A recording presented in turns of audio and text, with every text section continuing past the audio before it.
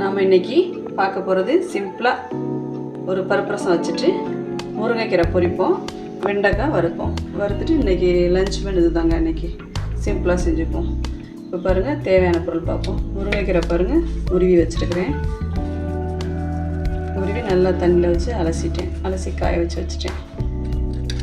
அதுக்கு தேவை ஒரு 6 பெரிய வெங்காயம் நறுக்கியிருக்கேன். ஒரு 2 வரமிளகாய் கட் பண்ணி வச்சுருக்கிறேன். அதே போல் வெண்டைக்காய் வறுவலுக்கு வெண்டைக்காய் ஒரு 200 கிராம் வெண்டைக்காய் கழுவிட்டு கட் பண்ணி வச்சுருக்கிறேன். அதுக்கு ஒரு 5-6 சின்ன வெங்காயமும் ஒரு சின்ன தக்காளி நறுக்கி வச்சுருக்கேன்.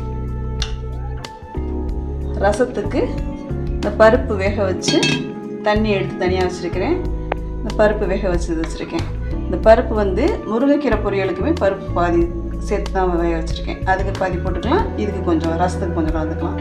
இப்போ காமனாக எல்லாத்துக்கும் சேர்ந்த மாதிரி தேங்காய் 1/2 மூடி எடுத்து திருக்கி வச்சுருக்கேன். வாங்க எப்படி சமைக்கிறது பார்ப்போம். இப்போ இந்த ரசத்துக்கு புளி ஊற வைப்போம். ஒரு நெல்லிக்காய் சைஸ் அளவுக்கு புளி எடுத்திருக்கேன். இந்த ரசத்தில் ஊற வச்சிட்டோம்னா ஒரு 10 நிமிஷத்துக்கு அது ஊறட்டும். அதுக்கு இடையில் நம்ம கீரை பொரிச்சிட்டு வெண்டைக்காய் வறுத்துட்டு வந்துடுவோம். இப்போ கீரை பொரிப்போம்.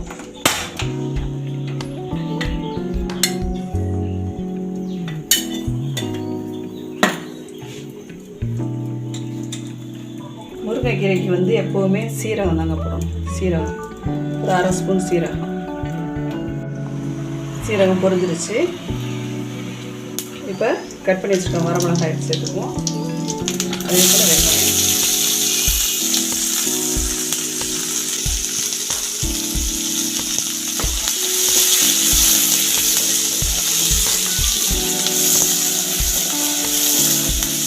நல்லா அந்த வெங்காயம் ஒரு 1/2 வேக்காடு வேகட்டும். அது போதும், ரொம்பலாம் வேக வேண்டாம்.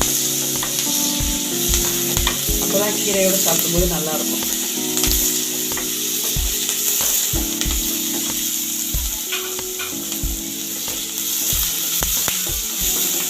போதும். இது இப்போ கீரையை சேர்த்துக்கோங்க.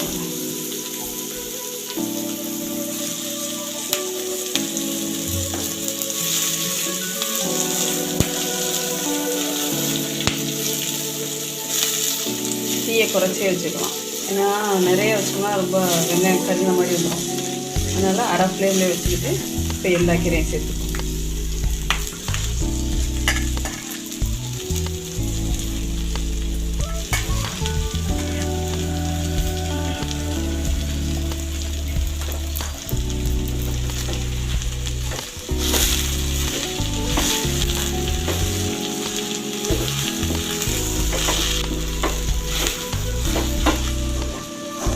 முருங்கைக்கீரை வாரத்தில் 2 நாள் சேர்த்துக்கணுங்க. சேர்த்துக்கிட்டோம்னா உடம்புக்கு ரொம்ப நல்லது. முன்னாடியெல்லாம் கீரை தானே, அது முருங்கைக்கீரை தான் அதிகமாக சேர்ப்பாங்க. அதுதான் அந்த நல்ல அயன்.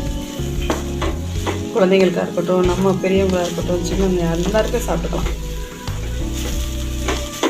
இந்த மாதிரி பொரியல் பண்ணி சாம்பார், ஏதாவது காய் போட்டு புளிக்குழம்பு, இதுகளுக்கு இந்த மாதிரி பொரியல் பண்ணி சாப்பிடும்போது நல்லாயிருக்கும். தேங்காயும் துவரப்பருப்பு வேக வச்சு போடும்போது இன்னும் நல்லா டேஸ்ட்டாக இருக்கும். நல்லா ஓரளவு வதங்கிருச்சு. இப்போ இந்த பருப்பு வேக வச்சு தண்ணி அதை கொஞ்சம் தெளித்து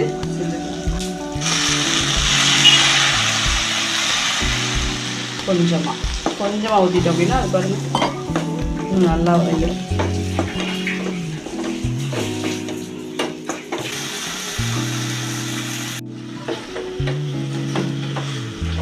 கீரை ஓரளவு வெந்துருச்சு, 3/4 வெந்துருச்சு. 10 நிமிஷம் போதுங்க. 10 நிமிஷம் முருங்கைக்கீரை பொரிக்கிறதுக்கு 10 நிமிஷமே போதும். சிம்பிளாகவே செஞ்சுக்கலாம். இப்போ கொஞ்சம் பருப்பு இது ரசத்துக்கு இருக்கட்டும். கீரை கொஞ்சம், தேங்காய், இது வெண்டைக்காய்க்கு இருக்கட்டும்.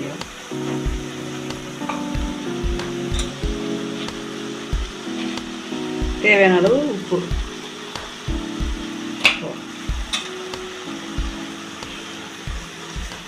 எல்லாத்தையும் சேர்த்து கிளப்பினோம்னா நல்லாயிருக்கும்.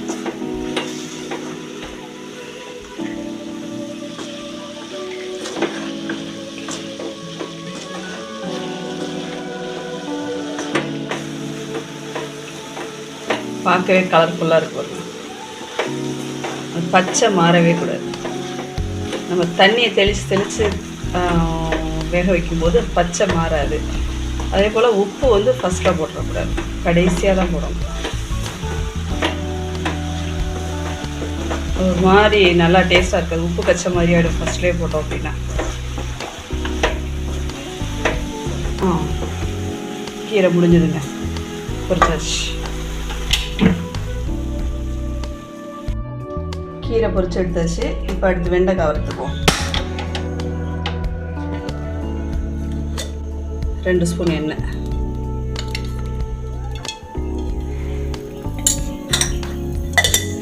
எண்ணெய் பத்தலைன்னா வெண்டைக்காய் வதங்கும் போது ஊற்றிக்குவோம்.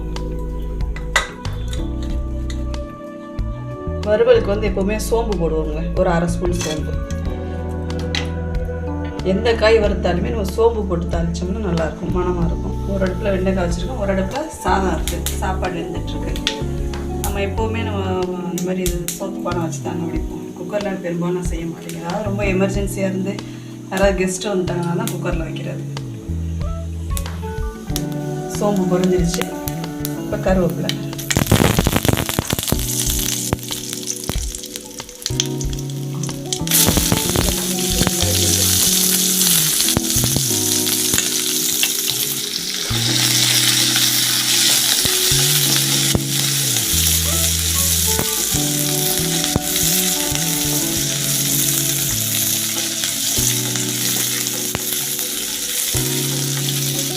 போதும் வருது, ரொம்ப ட்ரையாக வச்சுக்க வேண்டாம்.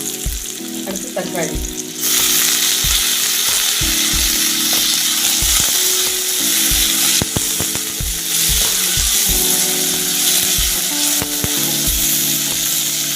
தக்காளி வதங்க கொஞ்சம் போல் நைஸ் போதும் வதங்கினது. ரொம்ப தக்காளி ரொம்ப வதங்க வேண்டாம், ஒரு 1/2 வேக்காட்டில் இருந்தால் போதும். இப்போ வெண்டைக்காய்.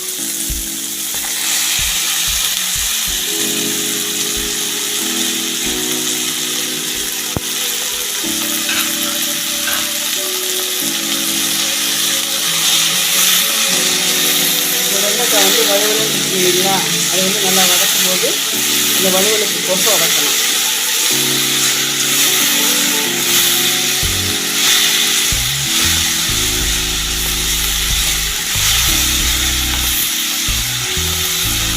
முதல்ல வந்து கொஞ்சமாக தக்காளி வதங்க தான் உப்பு போட்டுருக்கேன்.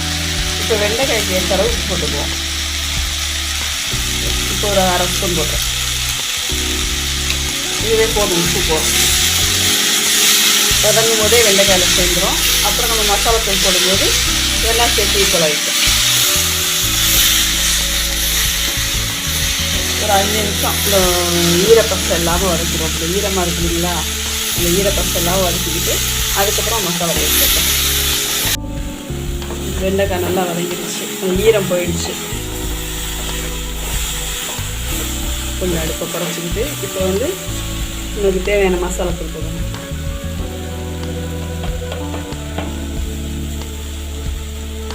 ஒரு 1/2 ஸ்பூன் வெறும் மிளகாத்தூள், வீட்டில் அரைச்ச தூளுங்க. அது வந்து வேறு எதுவும் கடையிலலாம் வாங்கலை, வீட்டில் அரைச்ச தூள். இதுவே நல்லா காரமாக இருக்கும். சோம்புத்தூள் இருந்ததுன்னா கொஞ்சம் சோம்புத்தூள் கலந்துக்கலாம், நல்லா வாசனையாக இருக்கும். நான் வெறும் மிளகாத்தூள் தான் போட்டிருக்கேன். போதும், இதுவே காரம்லாம் கரெக்டாக இருக்கும். குழந்தைங்களாம் சாப்பிடுவாங்க இல்லையா, ரொம்ப காரமாக இருந்தால் ஒரு மாதிரி கதன்னு இருக்கும். இதுவே போதும். எண்ணெய் இந்த நேரத்தில் பத்தலைன்னா கொஞ்சம் எண்ணெய் விட்டுக்கலாம், 1 ஸ்பூன் எண்ணெய் கூட விட்டுக்கலாம்.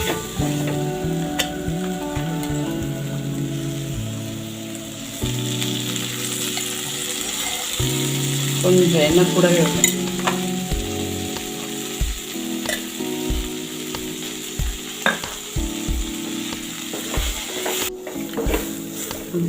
இது ஒரு 5 நிமிஷம் வதங்கணுங்க. 3/4 வேக்காடு வந்துருச்சு. இன்னும் ஒரு 5 நிமிஷம் வதங்கிட்டேன். வெண்டைக்காயும் ரெடி. இது வதங்கட்டும், வாங்க நம்ம ரசத்துக்கு ரெடி பண்ணிடுவோம்.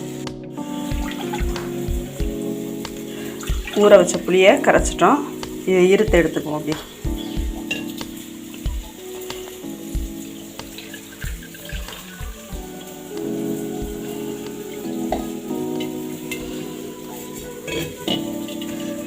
இன்னும் கொஞ்சம் தண்ணி ஊற்றி கரைச்சிக்குவோம். ஏன்னா கம்மியாக இருக்குது. இதில் 1 கிலோ வந்தால் தான் சரியாக வரும்.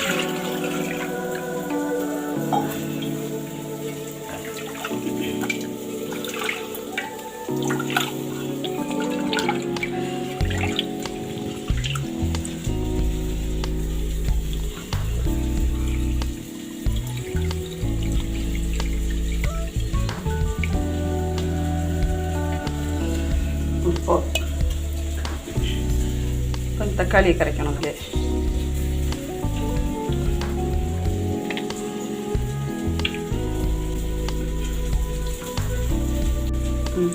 தக்காளி நல்லா கரைச்சாச்சு. ரசத்துக்கு வந்து எப்பவும் தக்காளி கரைச்சி தாங்க போடும். அதுதான் நல்லா டேஸ்ட்டாக இருக்கும். கொஞ்சம் இப்படி காமிக்கும். இப்போ வெண்டைக்காய் கூட வதங்கிருச்சு. போதும். இப்போ நம்ம இந்த தேங்காய் இருக்கு இல்லைங்களா, அது கொஞ்சம் போல் ஒரு 2 ஸ்பூன் தேங்காய் போட்டுட்டு அதை நல்லா கிண்டி விட்டு இறக்கிடணும்.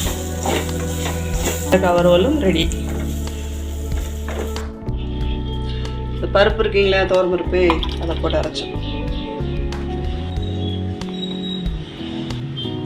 1 ஸ்பூன் சீரகம், மிளகு ஒரு 1/2 ஸ்பூன், பெருங்காயம், இந்த கட்டி பெருங்காயம் வந்து போடுறேன் கொஞ்சமாக, ஒரு திரிவுண்டு துண்டு, உப்பு கொஞ்சம். இதை போட்டு அரைச்சிக்குவோம்.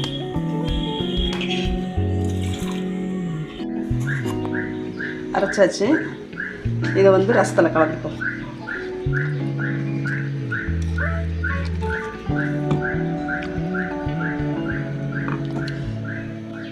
கால் ஸ்பூன் மஞ்சத்தூள் கலந்துக்குவோம். அதில் இப்போ ரசத்துக்கு ஒரு 4-5 பூண்டு வெள்ளைப்பூண்டு ஒரு 4-5 பீஸ் வச்சுருக்கேன். அதை போட்டு இடிச்சுக்குவோம்.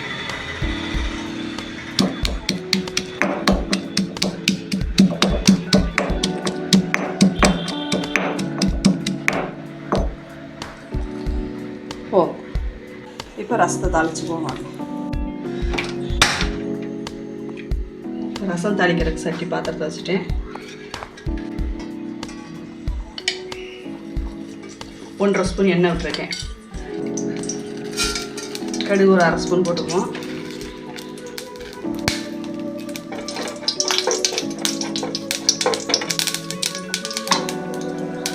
கடுகு வெடிச்சிருச்சு. கருவேப்பிலை போட்டுக்குவோம். வரமிளகா ஒரு மிளகாய் போட்டிருக்கேன். போதும். இது இடித்தோம் இல்லைங்களா, வெள்ளைப்பூடு, அதையும் எடுத்து அதில் போட்டோம்.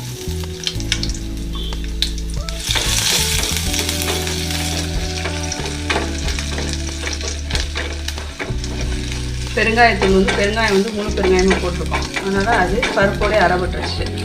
போதும். இப்போ அதில் பெருங்காயத்தூள்லாம் சேர்க்க வேண்டாம். நம்ம அங்கே போடலை அப்படின்னா நம்ம அதில் பெருங்காயத்தூள் போட்டுக்கலாம்.